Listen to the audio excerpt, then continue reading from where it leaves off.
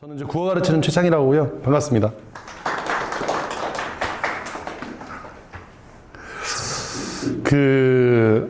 사실은 이제 연계가 물론 이제 수학도 마찬가지지만 우리 이제 언어적인 측면의 이 과목들은 연계가 사실 정말 많이 중요하긴 하거든요. 이제 오늘 제가 자료를 조금 보여드리면서 진행을 할 건데 작년에 이제 어떻게 연계가 됐는지 그리고 그 연계된 게 어떤 양상으로 문제가 나오는지 이런 걸 좀 이제 보여드리면서 좀 진행을 할 건데 어쨌든 이제 생각은 이제 어떤 생각을 가지셔야 되냐면 여기 이제 우리 재수를 하고 있는 친구들은 상관이 없는데 재학생이다라고 하면 금방도 지금 밖에서 제가 상담을 하다가 들어왔어요. 논술을 하겠다고 이제 오셔서 논술 이제 뭐 시작하는 걸로 하자 뭐 이렇게 얘기를 하면서 이제 무슨 얘기를 했냐면 결국에 이제 이제 학생부 종합이나 교과도 내신이 중요하고 논술이나 정시는 뭐 내신하고는 상관없으니까라고 생각하지만 실제로 고3은 이 내신이 곧 수능이고 수능이 곧 내신이에요. 그래서 일단 이 국어를 지금 시작하기 전에 먼저 드리고 싶은 말씀은 우리 아이가 혹은 내가 이미 내신은 버린 몸이야 라고 하더라도 고3은 국어는 내신은 반드시 잘 챙기셔야 된다. 왜냐하면 결국에 지금 여기 있는 학교 중에 한강고등학교를 제외하고는 대부분 다 여기 있는 이 EBS 교재가 내신하고 또 연결이 돼요. 그러니까 그렇기 때문에 결국에 수능 준비를 하려면 수능 특강을 봐야 되는데 내신은 또 수능 특강으로 되니까 내신을 버리는 느낌이면 절대 안 된다. 내신을 절대 버리지 마라. 이 얘기를 시작하면서 오늘 국어 얘기를 한번 들어가 보도록 하겠습니다. 네. 지금 일단 연계가 어떻게 되는지 볼 건데 이제 시작점이라는 게 있어요. 시작점.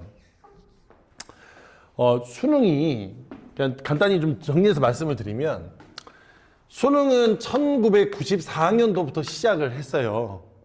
저는 이제 99년도에 수능을 받고 학번은 00학번입니다. 00학번이고요. 그 다음에 이렇게 쭉 지내오던 수능이 이제 변곡점이라고 하죠. 변곡점. 우리가 변곡점이라 하는데 그 변곡점이 2013학년도입니다. 이 2013학년도에 무슨 일이 있었냐면 당시에 이제 수능이 너무 어려우니까 아이들에게 수능에서 뭔가 대학을 가고자 하는 기회를 주자라는 취지에서 이때 뭐를 도입하냐면 A형, B형 시험이라는 걸 도입을 해요. 이제 이 A형, B형 시험이라는 게 뭐냐면 A형은 난이도가 쉽고 B형은 난이도 어려운 걸 치게 해서 A형 치는 친구들은 A형끼리 경쟁하고 B형 치는 친구들은 B형끼리 경쟁한 다음에 그 성적으로 대입을 치자. 그러니까 예를 들어서 나는 국어를 못해. 못하는 친구들이 국어를 잘하는 친구들하고 경쟁하면 이게 발상이 좀 웃기긴 한데 교육의 공평성이 사라진다고 생각을 했어요. 당시에.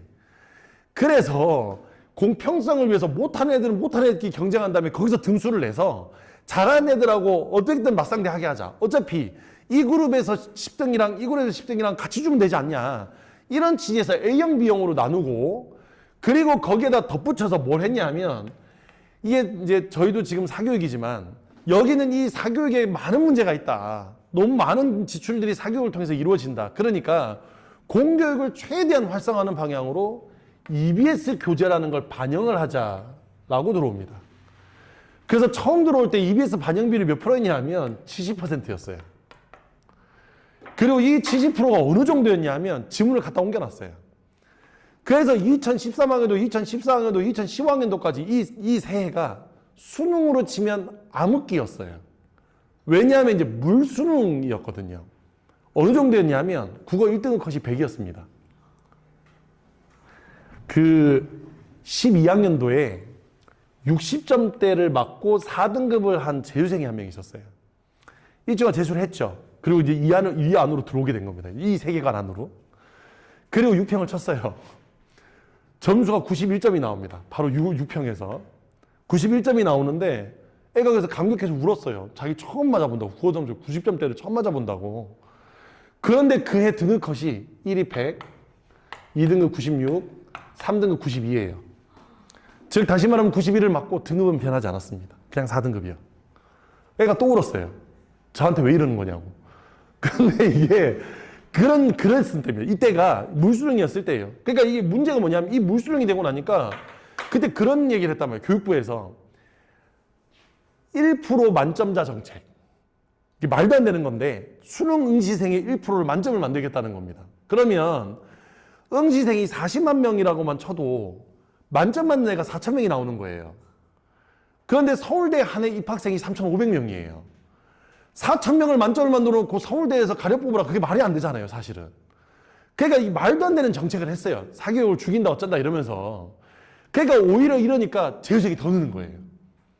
더 많은 사교육비가 지출되니까 이 2015학년도를 마지막으로 3년 만에 이 모든 제도가 폐지가 됩니다. 다만 EBS 반영은 나름 효과적이었다고 생각한 거예요. 이 양반들이. 다만 70%는 너무 과하다고 생각한 거예요. 그래서 지금의 50%가 나온 겁니다, 이게. 지금의 50%가.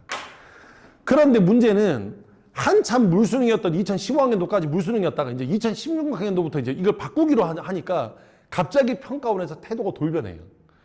그래서 17학년도, 18학년도, 19학년도 가면서 점점 점수가 이제 불이 활활 타오르기 시작했어요. 그래서 나온 2019학년도 수능이 1등급 컷이 84입니다. 그러니까 애들만 죽어나는 거예요. 애들만 죽어나. 1등급 컷이 84, 지금 국어 얘기하는 겁니다. 그리고 100점을 맞으면 표준 점수가 150점이었어요. 표점이 150이면 당시에 수학을 만점 맞으면 138점이었으니까 국어를 다 맞으면 수학이 2가 떠도 서울권에 있는 의대를 갔어요. 의대인데 자연계 탑인 애들이 국어를 잘해야 되는 상태가 온 거예요. 국어를 잘해야 되는 사태가. 그래서 이게 흘러서 지금 여기 나온 연도 2023년도까지 온 겁니다. 2023년도까지. 그러니까 이제 계속 어렵게 나오니까 2023년도에 지금 현재 정권이 아니라 그 전 정권.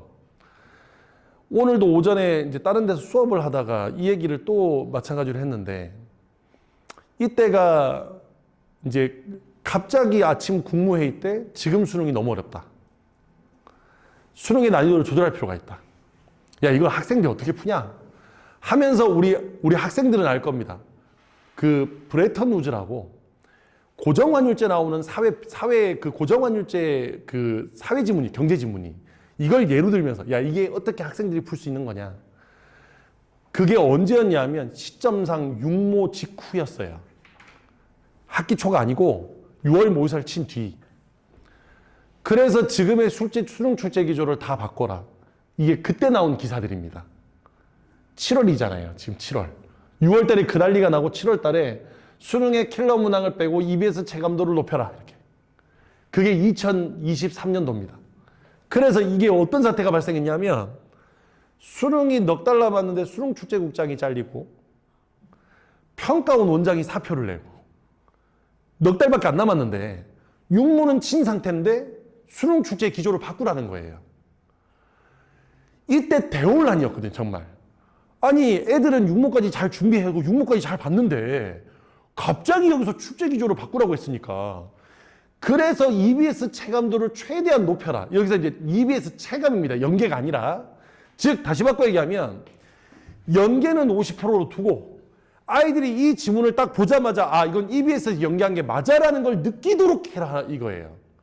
그래서 어떻게 문제가 나오냐? 지금 이게 작년 연계입니다. 독서가 4지문인데 그중에 3지문이 연계예요. 우리 지금 고3 수험생 친구들은 모의고사를 봤을 테니까 알겠지만 4번부터 9번, 10번부터 13번, 14번부터 16번이면 앞에 1번부터 3번만 빠져 있는 겁니다. 그 독서론이요. 즉 바꿔 얘기하면 독서론 빼고 나머지 3지문은 모두 다 연계예요. 독서 그러니까 그 독서론이라는 게 책 읽는 방법이에요. 그게 연계가 되든 말든 상관이 없는 거예요. 그걸 제외하고 나머지 3지문은 모두 다 수능 특강에 있는 지문을 연계를 했다. 그 다음 문학은 7지문인데 왜 7지문이나 되냐 하면 시의 경우에 가나 2개씩 묶여져 있으니까 이제 2작품이니까 작품 2개로 보고 총 7작품 중에서 3작품을 연계하는데 고전소설 연계고요. 현대시에서 가는 연계가 아닌데 나는 연계고요. 그 다음에 고전시가에서 뒤에 나하고 다가 나오는데 나다 빼고 가는 연계입니다. 그래서 2개는 수능 특강에서 마지막은 수능 완성해서 이렇게 연계를 해요. 근데 그 연계 정도가 어느 정도냐? 자, 이게 지금 여기 보이시는 게 작년 수능 완성이고요. 요게 작년 수능입니다. 지금 제가 빨간색 해주셨는데 글자가 잘 안 보이실 것 같은데 제가 그냥 읽어볼게요. 들어보세요, 그냥. 온성이 몇 리인고 우리말이 지쳤구나. 이렇게 시작을 해요. 근데 수능 시작이 어떻게 시작하냐면 온성이 몇 일 온 거 우리말이 지셨구나. 같은 부분이죠. 그래서 여기서부터 여기까지가 어디냐? 딱 중약 앞까지입니다, 지금. 중약 앞까지. 그 다음에 이 뒤에 여러 달 굶주리다 혹시 출두하면, 여러 날 줄이다가 혹시 출두하면, 여기서 출발인 거예요, 다시. 여기 중약 끊어지는 부분부터 여기까지를 끊어서 여기다 넣어요. 그리고 여기 제목 달려있는 건 이게 전문입니다. 즉, EBS 교재에서 100% 연계했어요. 근데 이게 고전시가만 이러하냐? 일단 아까 다시 연결볼게요. 고전시가 말고 하나는 현대시인데 현대시는 원래 짧아서 100% 연계예요, 이거. 근데 내가 보여드리지도 않은 겁니다. 시는 그냥 그게 달아서. 그럼 얘도 100% 연계예요. 얘도 100% 연계고요. 그 다음에 여기는 이 작자미자의 수군가가 뭐냐면, 왜 이제 몇 년 전에 한국관광공사에서 그 이날치라는 그 판소리 밴드하고 이렇게 연결해가지고 부른 노래 있어요. 범 내려온다라고. 그 범 내려온다 대목입니다. 범 내려온다, 범이 내려온다, 저 산중 깊은 골로 한짐승이 내려온다. 그 구절을 여기 수능 특강에 있었어요. 그때 애들한테 뭐 했냐면 제가 노래도 들려줬어요. 이런 노래를 이렇게 했다, 이렇게. 근데 그걸 넣었는데, 다만 고전 소설은 뒷부분 한 3분의 1 정도가 비연계예요. 근데 3분의 1 정도가 비연계란 말은 바꿔 얘기하면 3분의 2가 연계예요. 그러면 생각을 한번 해보면, 이제 학생들도 마찬가지고 우리 어머님도 잘 아시겠지만 고전문학 어려워요. 고전문학 다 연계예요. 현대시 연계예요. 소설 하나만 비연계예요. 따지고 보면. 소설 하나만 비연계. 그러면 얘를 보고 이렇게 들어가면 이거 이미 공부한 상태니까 이 지문 여기까지를, 이 긴 지문을 잘 하면 안 읽어도 된다. 학교 내신이니까, 학교 내신인데 지문을 다 읽어가면서 풀진 않잖아요, 우리. 그러니까 학교 내신 같이 나오는 거니까 요 지문이 요렇게 연계돼 있어요. 요렇게 연계돼 있으니까 이거 안 읽어도 된다. 그러면 이제 문제는 비문학은 그럼 어떻게 나오냐? 자, 비문학 보여드릴게요. 자, 여기가 비문학이고 여기가 지금 작년 수능 10번부터 13번인데 우리 학생들은 잘 아시죠? 이 과학 지문이 어려워요. 선형 열팽창 계수 나오는 이 지문이. 여기에서 12번 문제가 정답률이 20%대예요. 가장 어려웠던 지문이에요. 자, 이 지문 시작할 때 제가 첫 줄만 한번 읽어볼게요, 이거. 자, 요거는 지금 수능 특강에 있는 지문입니다. 열팽창이란 온도의 변화에 따라 물체의 길이, 부피 등을 변하는 현상을 말한다. 이게 첫 번째 줄이에요. 여기 첫 번째 줄. 열팽창이란 물체의 온도 변화에 따라 그 길이, 부피가 변하는 현상을 말한다. 똑같잖아요. 똑같다니까요? 그러면 여기 그 다음 두 번째 문항에 뭐가 나오냐면 열팽창 이전의 길이를 L1이라고 하자. 그러면 물체의 길이 변화 값을 처음 길이 변화하고 나는 변화율의 값은 온도 변화가 클수록 커진다. 이게 여기 보면 세 번째 문단에 여기서 보면 띠의 길이가 두께가 얇고 하나의 곡선으로 간절하면 이렇게 되는데 이때 여기 보면 여기가 되겠구나. 죄송합니다. 여기 보면 여기서 길이 변화율은 길이의 변화량을 처음 길이로 나누어 얻는 값이고 그 변화량은 뺀 건데 거기에다가 온도 변화량을 나누는 값이 선형열팽창 계수라는 요 설명이 요렇게 똑같이 들어 있습니다. 즉 1문단과 2문단 내용을 묶어서 요렇게 만들어 놓은 거예요. 근데 더 웃긴 건 얘보다 얘가 더 어려워요. 말이. 얘보다 이 친구가 말이 더 어렵습니다. 그러니까 만약에 예를 들어서 얘가 연계지문이랍시고 요 지문을 이해했다면 요 첫 문단은 그냥 먹는 거예요. 지문을. 그 뒤에 이어지는 여기가 비연계예요. 무슨 말이냐면 핵심 재질을 활용한다는 게 설명하고자 하는 요거를 배경 지식으로 넣고 여기에 추가되는 정보를 넣는 식으로 연결을 하는 거예요. 독서는.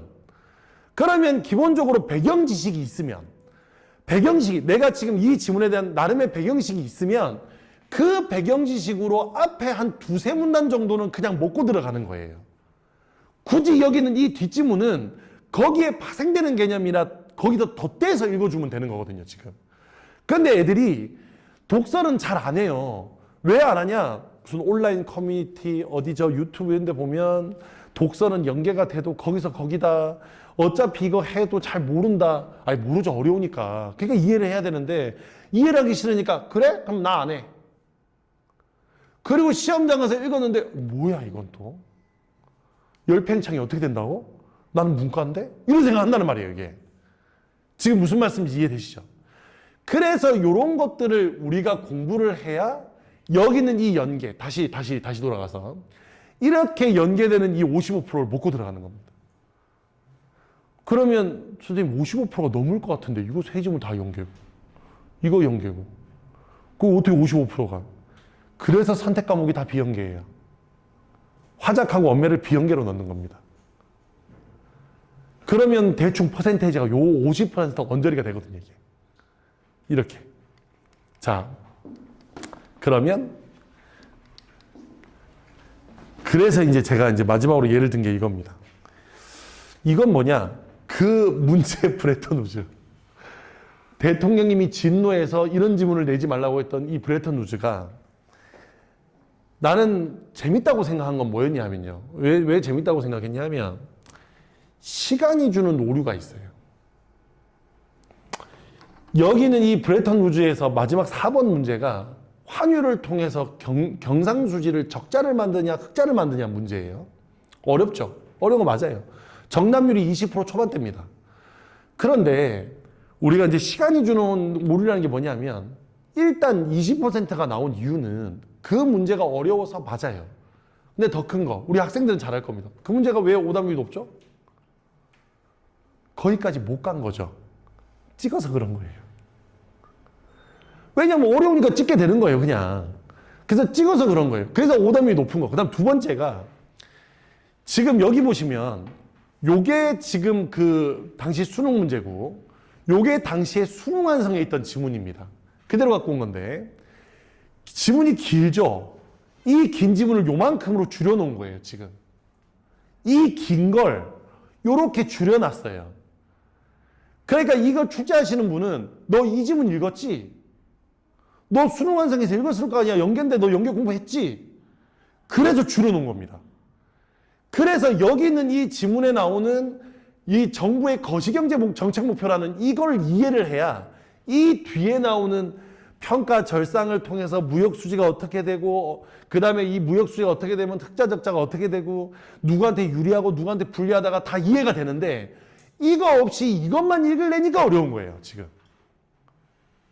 그런데 시간이 지나서 우리 지금 고3 친구들아 이번 주 과제가 이거죠, 그죠? 이번 주 과제가 이거 예습해 오는 거잖아요, 그죠? 예습해 오는데 어렵죠? 왜? 연계가 안 돼 있으니까요. 그러니까 무슨 말씀이냐면 바꿔서 그때 고3이었으면 연계를 제대로 공부했으면 마지막에 이런 것들이 잘 정리되어 있다면 여기는 이 지문에 이 앞에 두 문단까지는 안 읽어도 돼요. 똑같은 내용이거든요, 이거. 그게 시간이 주는 오류라는 겁니다. 그래서 연계는 어떤 느낌이어야 되냐면 수능으로 가는데 물론 수능과는 여러 가지 어떤 길목 중에서 알아야 되는 배경 지식 이게 있어야 더 잘 읽을 수 있기 때문에 이걸 쌓아주는 거라고 생각하시면 돼요. 어릴 때 우리 어머님들은 분명히 아이가 이런 사태를 직면할 것 같아서 책을 읽어라. 이것 좀 봐라. 몇 권 사주기도 하고. 우리 학생들도 맞죠? 책꽂이에 꽂혀 있잖아요. 지금 새 거. 분명히 사주긴 했는데 안 읽었잖아요. 그냥 그대로 쭉 이렇게 전집으로. 당근에 내놔도 지금 제값을 받을 수 있는. 왜? 읽은 흔적이 없으니까. 그런 책들이 있죠. 분명히 배영식 쌓아주라고 줬단 말이죠. 읽어보라고 이제 분명히 엄마가 아빠가 사줬는데 그냥 재미없으니까 나는 관심 없으니까 그냥 꽂아놓고 나중에 결국에 안 읽었던 걸 후회하고 내가 좀 볼 걸 어릴 때 좀 더 읽어볼 걸 근데 그걸 지금은 누가 채워준다? 이 EBS가 채워준다 이겁니다. 그래서 EBS를 공부해야 된다. 안 할 수는 없다. 이 얘기를 2013학년 또 이때부터 제가 했거든요. 근데 애들 그때 안 믿었어요. EBS 반영된다. 맨날 EBS 반영한다는데 하나도 반영 안 되던데요. 그리고 첫 시험 친 다음에 알았죠. 아, 반영된다는 걸 이렇게 반영하는 거구나. 그래서 아마 지금 우리 친구들은 이제 수업을 하다 보면 6모 치고 9모 치면 다 봤던 건데 하는 마음으로 가실 겁니다. 자, 그러면 그 다음 넘어가 볼게요. 그러면 이거 어떻게 활용하면 좋을까? 이제 알았어요. 배영식이 나오니까 알았다. 그럼 어떻게 활용하면 좋은가? 일단 연계교재는 이렇게 구성되어 있습니다. 수능 특강이 모두 3권이에요. 지금 아마 선택과목 분권이라는 건 언매나 화작이 나눠져 있고 이렇게 되어 있고요. 문학은 대략 127지문. 그 다음에 독서가 72지문이고요. 이게 예년 거 넣은 겁니다. 수능 완성은 한 권인데 유형편과 실전편이 합권돼 있고 문학은 25세트 총 45지문. 왜냐하면 45지문인 건 아까 가나 이런 것 때문에. 그 다음에 독서는 24지문 내외니까 합치면 독서는 100개, 문학은 한 170개 정도 돼요. 자, 이 170개 중에 문학 170개 중에 3개 나와요, 수능에. 독서 100개 중에 3개 나와요. 그러면 이제 애들이 이제 이런 얘기를 하면 또 무슨 얘기 하냐면, 아니 100개 중에 3개 나오면 확률이 없는 거 아닌가? 아니 3% 가지고 무슨 공부를 한다는 거야. 근데 이제 다시 제 얘기로 돌아갈게요. 제가 수능을 보던 이 99년도에는 연계교재라는 게 없었어요. 그래서 당시에는 기출문제도 5년치밖에 없어요. 그전에는 수능이 아니었으니까. 그때는 어떤 느낌이었냐면 김소월이라는 사람이 출제된 걸 맞추면 연계가 됐다는 걸 맞추는 거예요. 아니 김소월을 맞추는 게 뭔 의미가 있어요? 무슨 작품을 맞춰야 되는데. 그랬을 때였습니다. 즉 전 세계에 있는 모든 문학이, 심지어 제가 알기로 98학년도에는 뭐 나왔냐면 프랑스 시도 나왔어요. 우리 국어 영역에. 그러니까 전 세계에 있는 모든 문학 작품이 시험 범위일 때였어요. 그 중에 4작품 맞추는 거예요. 불가능하죠. 170개 중에 3개면 확률이 높은 거 아닌가? 제가 대치동에서 저 설명회 할 때 맨날 하는 얘기가, 어머님들 다 모아놓고, 어머님들이 수능 본다고 생각하면 170개를 외워서 3개 나온다 그러면 170개 외우시겠어요? 안 외우시겠어요? 라고 물어봐요. 170개 중에 3개 나오면 확률이 꽤나 높은 거라 나 같으면 170개를 다 배울 것 같거든요.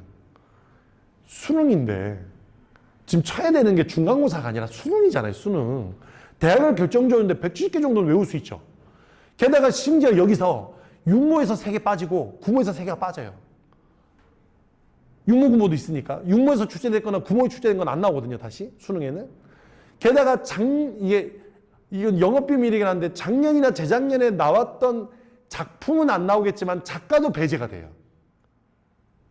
그럼 이래 빼고 저래 빼면 170개 중에 한 150개밖에 안 남아요. 150개 중에 3개면 확률이 더 높아진대? 저 같으면 다 배우겠거든요. 그래서 이렇게 구성되어 있다. 자, 2번째. 그러면 이제 언제까지 풀어야 되는 거냐, 이 교재를. 일단 첫 번째가 지금 2월에 나왔죠?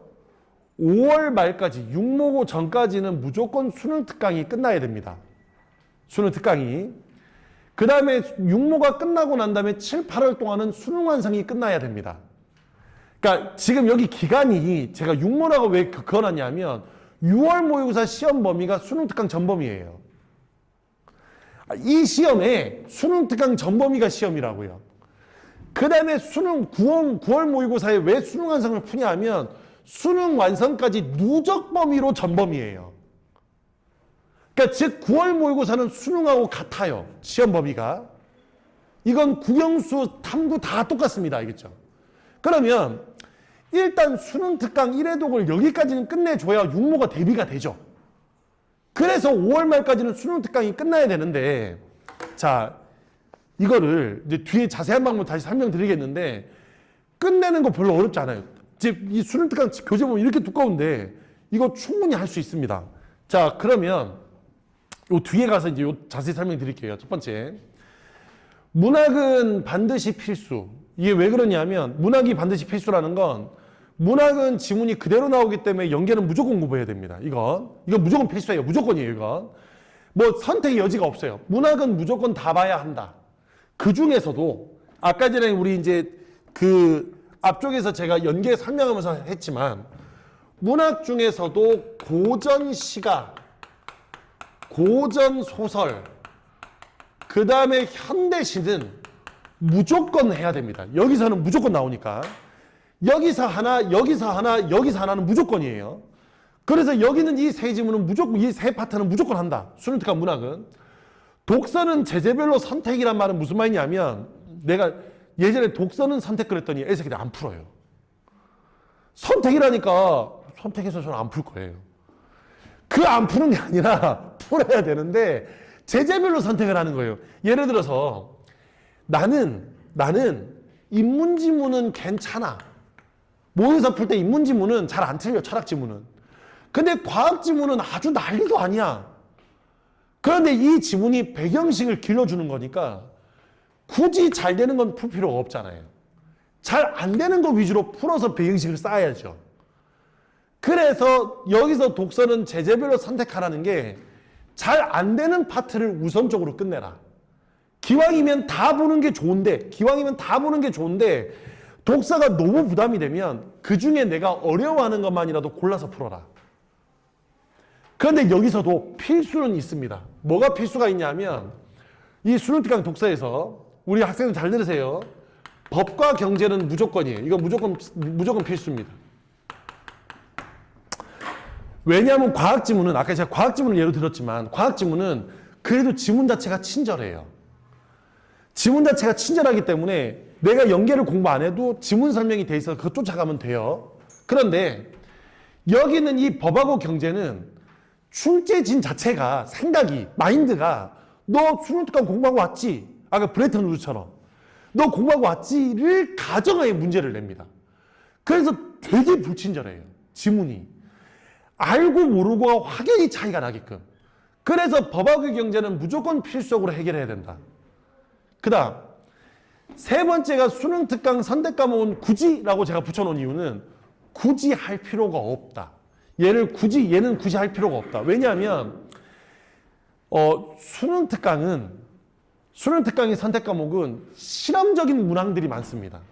그래서 실험적인 문항들이 많다는 얘기는 뭐냐면 문제가 쓰잘데기 없는 문제, 수능엔 절대 이렇게 안 나올 것 같은데 하는 문제들이 많아요. 그러니까 이게 수학하고는 좀 다른 게 수학은 새로 나온 신유형을 수능 특강이 끌고 가는 입장이라면 우리 국어는 그런 신유형 따위는 절대 내지 않습니다. 이 국어를 전공하는 사람들의 특징이에요. 모험 이런 거 싫어해요. 뭔가 새로운 도전 이런 거 싫어합니다. 관성적인 거 되게 좋아해요. 그래서 6모 때 9모 때 신유형 도전하다가 수능 가면 원래대로 돌아가요. 무조건. 제가 애들한테 얘기하는 게 야 6모 때 이 문제 신기하지? 공부할 필요 없어. 어차피 안 나와 수능엔. 이렇게 문제 안 낼 거거든. 무슨 말인지 됐죠? 그래서 선택 과목은 굳이 할 필요 없다. 다만 학교에서 내신으로 한다면 그건 어쩔 수 없어요. 그건 어쩔 수 없죠. 학교에서 내신으로 한다면. 그리고 수능 완성은 지금 시기가 좀 이르긴 한데 수능 완성은 모의고사처럼 돼 있어요. 그래서 7, 8월이 딱 방학 때니까 모의고사처럼 활용하면 됩니다. 뭐 골라서 풀고 이렇게 풀고가 아니라 얘는 모의고사처럼 돼 있어서 모의고사처럼 활용하면 된다. 여기까지 됐죠? 자, 그 다음. 자, 아까 이제 문학을 이제 어떻게, 자, 문학부터 갑니다. 문학부터. 그 문학을 어떻게 끝내면 좋겠냐? 어차피 다 풀라 그랬으니까. 하루에 2지문씩 풉니다. 그럼 딱 40일 나와요. 계산해 보니까. 그럼 이번 주부터 풀면 4월 초면 끝나요. 이번 주부터 매일매일 2지문씩 풀면, 잘 들어, 우리 학생들. 매일 2지문씩 풀면 4월 초면 끝나. 중간고사 들어가기 전에 이 수능 특강 문학을 다 풀 수 있어요. 근데 어떻게 해놓냐면, 풀 때 오답 정리는 하되 작품을 표시해 두는 거예요. 그러니까 두 작품을 풀고 푼 다음에 그날 분석을 하라는 게 아니라 풀기만 하라고요. 풀기만. 일단 끝내는 게 우선이라서. 지금 무슨 말인지 끝내는 게 우선인 거예요. 그래서 2지문씩 풀고 오답 정리는 하되 어려운 작품은 거기다가 포스트잇으로 표시를 다 해놔요. 그러면 4월 초에 끝나죠. 이 교재가 끝나잖아요. 그럼 포스트잇이 붙어있겠죠. 어려웠던 지문들은. 쉬웠던 지문들은 보통 이제 문학에서는 내가 아는 작품이거나 읽었더니 주제가 너무 명확해. 그럼 이건 사실 다시 공부할 필요가 없잖아요. 처음 읽었는데 이해가 되면 2번, 한 3번 뭐 의미가 있어요. 그냥 어차피 이해가 될 건데. 근데 이해가 잘 안 되고 좀 어려웠던 것들은 표시를 해두고 수능 특강 사용 설명서란 교재가 있어요. EBS에 가면 팝니다, 이거. 사용 설명서. 이게 자습서입니다. 요거 등을 최대한 활용해서 어려웠던 지문을 그때부터 분석하기 들어가는 겁니다. 다시 4월 초까지 풀이를 끝냅니다. 풀이를 끝내시고 4월 중순부터 수능 특강 사용 설명서 등을 최대한 활용해서 정리를 시작하는 거예요. 그때부터. 그러면 정리를 시작하면 하는데 고3은 내신 들어가는 지문들 먼저 정리하시고 고3이 아닌 친구들은 그냥 어려웠던 거 차례대로 정리하시면 돼요. 이렇게 해서 정리를 시작한 다음에 어렵다고 표시한 작품 중에서 이렇게 설명서를 읽어도 이해가 안 되는 지문만 인강을 활용합니다. 즉, 그 수많은 수능특강 강의를 다 들을 필요가 없다고요. 지금 내 말이 무슨 말인지 이해되죠? 그래서 요것만 인강을 활용해서 한다. 효과적으로다가. 그러면 4월 초에 끝나고 어려웠던 거 정리 시작한 다음에 어렵다고 표시한 작품만 인강을 활용하면 분명히 5월 말까지 한번 끝낼 수 있어요. 5월 말까지. 그걸로 육모 보는 겁니다. 고3들은 그걸로 내신 대비도 하고요. 어차피 내신 그 안에 들어가 있는 거니까. 이렇게 정리하는 거예요. 자, 그럼 독서 갑니다. 독서는 하루에 2지문씩 풉니다. 다 푼다는 전제예요. 다 푼다는 전제면 문학보다 빨리 끝나요. 지문 개수가 적어서. 한 달 조금 넘으면 끝납니다. 풀 때 어답이 똑같아요. 이렇게 한 다음에 중요한 건 이렇게 하는데, 자, 여기까지 문학하고 똑같죠. 다만 4번이 다른 이유는 배경 지식을 위한 내용 정리를 조금 해야 돼요. 그러니까 무슨 말이냐면 단순히 해설 인강 듣고 아 하고 넘어갈 게 아니고 그걸 나름대로 노트 같은데 배경 지식으로 쓰려고 정리를 한다. 평소에 어려운 제재 위주로. 그러니까 얘들 아까 법이나 경제를 하라 그랬잖아요. 얘들 과학하고 기술 중에서 생명과학 파트는 괜찮은데 물리 파트는 좀 어려워. 그럼 이런 것들은 노트에다가 정리해 두는 겁니다. 어려운 제재를. 그래서 얘는 두고두고 이제 수능 보는 기간 동안에 중간중간에 읽기책으로 쓰는 거예요. 읽기책. 중간에 까먹을 때 되면 펴가지고 읽어보고 또 까먹을 때 되면 펴서 읽어보고 거기에 수능특강 페이지 적어놓고 그 적어놓은 거 다시 읽어보고 그래서 얘가 내한테 동기화가 되면 배경지식화가 되면 지문 읽을 때 많이 도움이 될 거예요. 그러니까 본인이 수능 왜 본인이 선택한 선택 과목이 비문하고 나올 때하고 같은 느낌. 난 생명과학을 하는데 보니까 생명과학 지문이 나와 국어에. 그래서 그거 뭐 리보좀 이런 거 나와요. 그럼 이런 건 맞아 이런 거였지 하고 알고 지문을 좀 덜 읽어도 풀 수 있는 것처럼 그렇게 해서 만들어 둔다. 자, 그러면 자주 하는 질문. 첫 번째, 수능특강 문학은 어디까지 정리하나요? 문학은 여기에 대한 답변들을 이제 곧 쓰시면 됩니다. 수능특강 문학은 어디까지 정리하나요? 내신하듯이 하는 거예요. 주제도 조금 정리하고 표현상의 특징도 알아보고 내신하듯이. 작품을 달달달은 못 외워도 이 지문을 딱 보자마자 주제는 이거야 하고 나오면 예를 들어 국왕의 북새곡 화자는 함경도 암행어사고 가면서 온갖 시련과 고난을 겪으면서 가지 라고 하면 그 지문 쉬워져요. 그렇게 알게 되면. 그래서 고2까지는 정리한다. 수능특강은 다 풀어야 되나요? 요거는 제가 아까 말씀드린 다 풀 필요는 없다. 선택 과목은 입에서 안 해도 되나요? 네. 인강은 반드시 들어야 되나요? 필요에 따라서.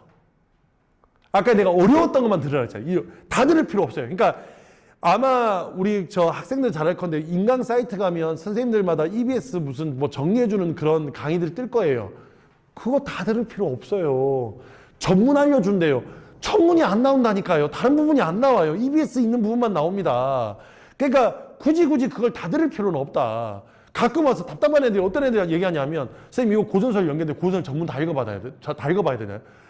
고전설 전문을 어릴 때 엄마가 동화책 사줄 때나 했지 왜 지금 와서 읽으라 그러냐고. 이 수능도 며칠 남지도 않았는데 어릴 때 읽어보라고 분명히 책을 사줬는데 그 책에 있는 내용이잖아. 그걸 읽어보라고 했는데 읽지는 않고 이제 와서 읽어보겠다고 그러고 있어요. 그럴 필요가 없다. 그냥 여기서 인강은 반드시 들어야 되냐 선택해서 어려운 것만 들으면 된다. 그 다음 두 번째, 나중에 인강만 들어도 되나요? 이건 안 돼요. 제가 문제풀이를 왜 한 바퀴를 빨리 돌리라고 했냐 하면 지문은 문제를 풀어야 이해가 돼요. 아니 김소래 진달래꽃이 있어요. 다 아죠. 그죠? 다 아는 지문입니다. 나보게 역겨워 가실 때는 말없이 고이 보내드리오리다. 거기서 무슨 문제가 나올 줄 알고 지문 내용만 인강으로 듣는다는 건지 알 수가 없어요. 그 지문 내용만 인강으로 들어도 그게 뭐가 나올지를 알아야 문제에 대응이 되잖아요. 그래서 되도록이면 연습 문제를 같이 풀어야 한다. 똑같은 얘기입니다. 두 개 다. 사설 인강을 듣든 EBS 인강을 듣든 어쨌든 연습 문제를 풀어야 되고요. EBS 인강으로 되나요? 돼요. 됩니다. 굳이 사설 인강 돈 주고 사서 풀 필요 없어요. 그냥 EBS 인강도 충분합니다. 그래서 인강은 굳이 다 들을 필요 없지만 인강만 듣는 건 절대 안 된다. 무조건 문제풀이를 해야 된다. 변형 문제를. 기출 문제는 안 푸나요? 1학기는 아마 풀 시간 없을 거예요. 수능 특강을 끝내야 되기 때문에. 그래서 기출 문제는 여름방학 이후에 7, 8월 이후에 원래는 이번 겨울 동안 했었어야 돼요. 기출 문제를. 근데 지금 기출 문제를 갓 시작했는데요 하는 친구들은 갓 시작했으면 그건 해야죠. 시작한 건 해야 됩니다. 하는데 이 기출 문제는 제가 팁을 좀 드리면 너무 옛날 것까지 가실 필요 없고 되도록이면 2022 학년도 이후 거만 푸세요. 왜 그러냐? 기출 문제는 요 이후 거만 푸는 겁니다. 왜 그러냐 하면 일단 문제 유형이 달라졌고요. 이때하고 이전과 이후가 문제 유형도 달라졌고 글의 길이도 달라졌고 문제를 내는 출제 포인트도 조금 달라졌어요. 그래서 이 이전 것까지 풀면 좋은데 시간이 없으면 이 이후 것만 일단 풀어라. 수능 특강을 하는 게 일단 중요하기 때문에 요 이후 것만 풀어라. 실전 모의고사는 어떤 게 있고 언제부터 푸나요? 실전 모의고사는 많죠. 뭐 아마 다 들어보셨을 겁니다. 이감도 있고요. 상상도 있고요. 한수라는 모의고사도 있고요. 바탕이라는 모의고사 있어요. 이 모의고사는 국어가 가장 발달돼 있어요. 수학이나 영어는 모의고사를 할 게 별로 없는데 국어는 이놈의 사설 모의고사가 엄청 많아요. 근데 많은데 일단 뭐 여기 4개 다 좋은 모의고사들입니다. 이 4개 중에 뭐든 상관없는데 하나 가지고는 조금 안 될 거예요. 아마 한 2개 정도는 푸셔야 된다. 2개 정도는. 저희 학원에서 우리 학원 원생들은 이감은 받아볼 겁니다. 온라인에서 파는 그 뭐 몇 회 추려서 말고요. 전체 시즌을 받아볼 거예요. 나랑 같이. 심지어 같이 풀어도 볼 겁니다. 그거. 그래서 이감은 다 풀 거고 그 다음에 상상은 중간중간에 필요하면 제가 껴 넣을 거예요. 껴 넣어서 진행할 겁니다. 이거 다 온라인에서 판매하는 그 몇 회분이 아니라 전체 시즌을요. 전체 시즌 할 거예요. 저랑. 학원에서는 저를 그렇게 할 겁니다. 그래서 이런 걸 하고 언제부터 푸냐 하면 지금 예정대로 하자면 우리 고3 친구들은 다음 주부터 풀 거예요. 벌써 이미 수능 특강 변형 문제 나왔어요. 변형되는 모의고사 벌써 나왔다. 다음 주부터 실시한다. 우리는 다음 주부터 실시한다. 너무 빠른 거 아닌가요? 빠르긴요. 지금부터 해야지. 뭐 수능이 뭐 2000일 남은 것도 아니고. 그래서 지금부터 바로 들어간다. 그리고 지금 만일에 수업을 안 듣고 있는 학부모님들 자녀분들은 해야 됩니다. 이거. 그래서 가까운 구입처 알아보셔서 구입을 하시던가 아니면 온라인으로 몇 회분이라도 사서 일단 무조건 풀리셔야 돼요. 모의고사를 안 풀고 갈 수는 없어요. 모의고사를 적게 풀어서 후회가 되지 많이 풀어서 후회한 사람은 없어요. 그래서 모의고사를 많이 풀어야 된다. 자, 그 다음에 이제 제 수업 관련해서 우리 고3 친구들은 수업 듣고 있으니까 뭐 잘 아시겠지만 수업 관련해서 이야기를 하자면 뭐 이런저런 것들이 있습니다. 일단 제가 하나 약속드릴 수 있는 건 우리 고3 지금 수업 듣거나 재수 수업 듣고 있는 친구들은 문학은 내가 전지문 해설 강의를 찍어줄 거예요. 네가 뭘 골라 듣든 골라 들을 수 있게. EBS 보지 말고 내가 설명해 주는 거 들으라고. 다 찍어줄 겁니다. 하나같이 싹 다 찍어서 올려줄 거고 독서는 찍어서 못 올려요. 저작권 때문에. EBS 이 나쁜 놈들이 나쁜 놈들 표현하면 좀 그런가? 저작권을 걸어놨어요. 거기다가. 그래서 지문을 쓸 수가 없어요. 지문을 쓸 수가. 그래서 그 필요한 거는 제가 요약본을 만들어서 드릴 겁니다. 난 요약본을 만들어서 드릴 거다.